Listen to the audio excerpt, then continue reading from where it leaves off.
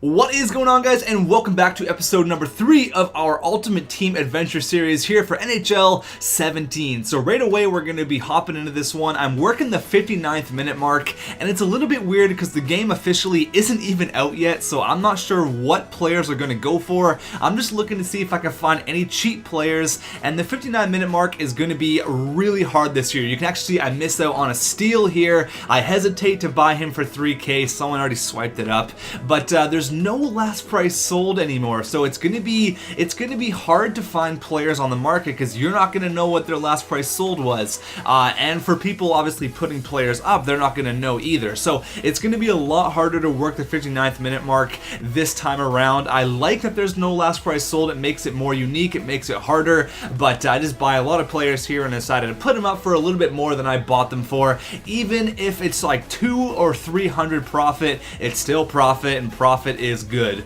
So right here I'm just working on the Montreal Canadiens set, trying to get that Kirk Muller. It's actually a lot harder than I thought. There's some few big players that I need. There's still a lot of jerseys, and I need a whole bunch of carbon collectibles, and I'm seeing here I need actually quite a bit of jerseys, so unfortunately we're still quite a bit away here from that Kirk Muller, but we're going to hop into our first game. We are 1-0-1. Here is the squad. We got the man Tanner Pearson there manning the second line. The team looks good. Let's see how they play. So we get matched up here in game number 1 against a Minnesota Wild fan with the team name Beauty City. Alright, let's go. xTechHC versus Beauty City. I make a crucial mistake here. I could have had the easy pass out in the center, but unfortunately he makes me pay. Charlie Coyle in for Minnesota. He scores!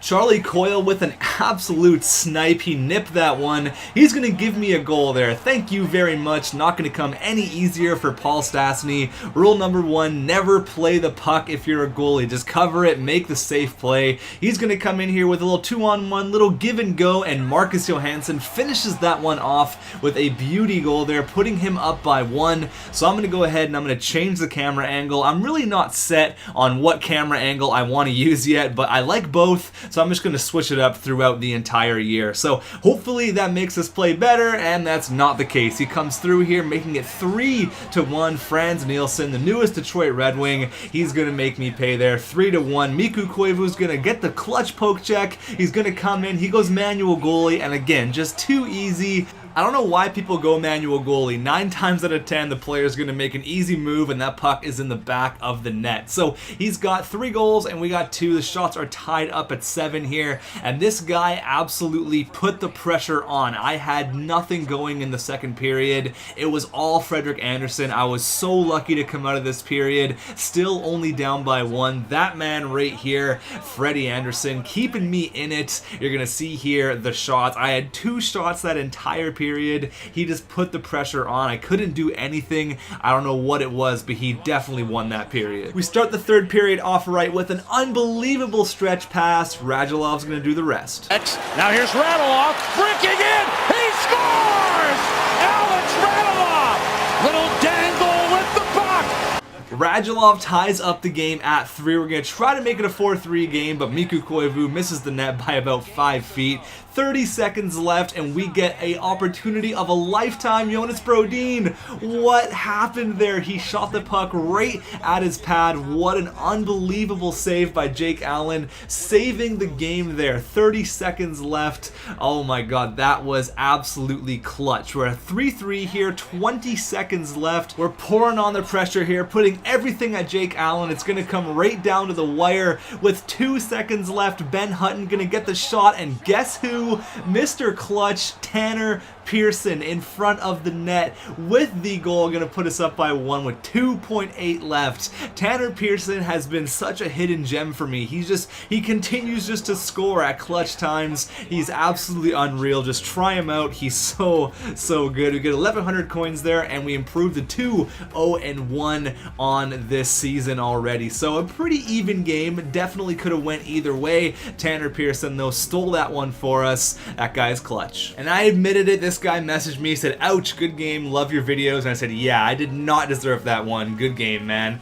I'm going to take the wins wherever I can get them. We're going to get into some pack luck here. And the packs have been interesting this year. Since the game isn't really out, I don't know what players are going to go for. So pulling a good player, I don't really know what they're going for quite yet. But David Krejci, boom, there is a nice pull, 88 overall. That's my second 88 overall pull. We got Krejci, and obviously we got Henrik Zetterberg there in the first video. And you can see my coin total up to 24k. So working that 59-minute mark definitely pays off. So we got a Vander Kane, and we also got David Krejci in that last pack. We're gonna see if the pack luck can continue. We get Jerome McGinley there. We actually get that patron guy, which is really nice for the Montreal Canadiens set. And Jake Muzzin, 86 overall. He is gonna be put on the team. He's gonna be our second pairing defenseman. And in one of the last packs here, we're gonna get a pretty decent player. We get Philip Larson, but Dylan Larkin, there you go, the speedster, 89 overall skating. I am gonna go ahead and I'm gonna put him on a line with Andrew Cogliano. That's gonna be just a speedy line right there. We're gonna put some more players up. I cannot seem to sell Henrik Zetterberg.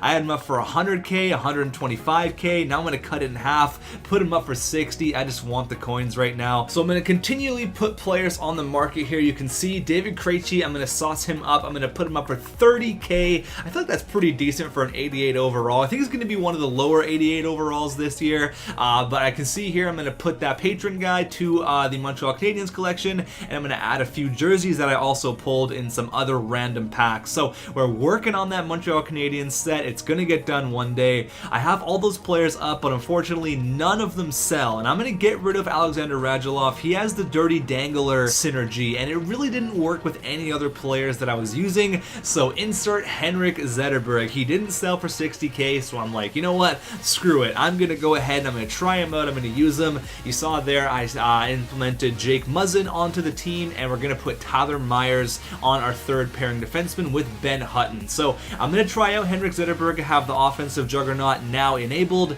since I got rid of Alexander Radulov. I really liked Radulov's card, but I want to get the synergies up and running with the offensive juggernaut. It's definitely going to help us out. So we get matched up with another player here, and this guy is a New Jersey Devils fan, but he's got Tyler Seguin already. Holy crap. So Broken Shaft versus xTechHC. Let's see if we can keep the winning streak alive. And guess who is going to start the scoring off? Tanner Pearson once again. I cannot make this stuff up. The guy is so clutch.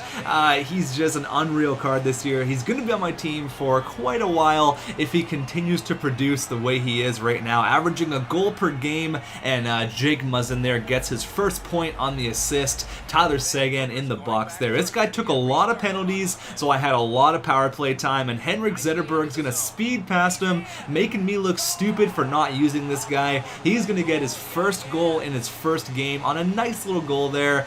Rick Nash celebrates with them, and we got a 2-0 lead early in the first period. He's going to get a lucky bounce here, but Jake Muzzin is going to save the day. He says, no way, not in my house. Clutch poke check there. Very, very nice defensive play. So we're up 2-0 here after the first period. We got 7 minutes of power play time. This guy took so many penalties. We're going to continue on with the pressure here. Get a point shot, and Jake Voracek, another tip in front. I feel like if you stand in front of the net, you're just going to get goals. I've scored so many goals this year just already just from people standing in front of the net. We got a 3-0 lead here. It's going to make it a 3-1 lead. I played that terribly. I'm going to admit that. Defensively, that was awful on my part. So right after he scores that goal with Gustav Nyquist, I'm going to win the face-off. Tyler Myers is going to get the puck stripped from him. He's going to come right through here with Marian Gaborik, and he's going to cut the lead to 1. What a shot. That got scary quick. I don't know what happened there. We completely fell apart, but Freddie Anderson is keeping me in this one. When goals are hard to come by and teams are so even. Look out here. Here's a break for Zetterberg. In the clear. Scores! He's got 2, and the Red Wings lead by a pair.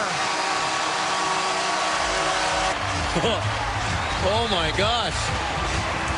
Henrik Zetterberg makes his mark. He says, "Why the hell were you scratching me, man?" Gets 2 goals in his debut, and he ices it there. We're 3-0-1. Pretty decent start to NHL 17. I'm pretty happy with that. First star, Henrik Zetterberg. Second star, Tanner Pearson. And Jake Muzzin is your 3rd star. So here's just a quick look at all of the players that we've been using and the point producers. A few players who haven't really produced: Galchenyuk, Yakupov, Doan, and Nelson. I don't know what's going on there. I mean, they're in our bottom 6, but I feel like Yakupov of all people should be producing since he was so good last year. Freddie Anderson getting a couple of victories there. He's a beast, and we're going to roll with Freddie Anderson here. I'm just trying to do some more sets. I'm trying to get as many carbon collectibles and collectibles as I possibly can to finish off this Montreal Canadiens set. I was kind of confused, and then I realized there's a whole nother page of gold collectibles because it wasn't adding up. I was like, well, I only need like 8 more players. Why does it say 45? So I go through and I continually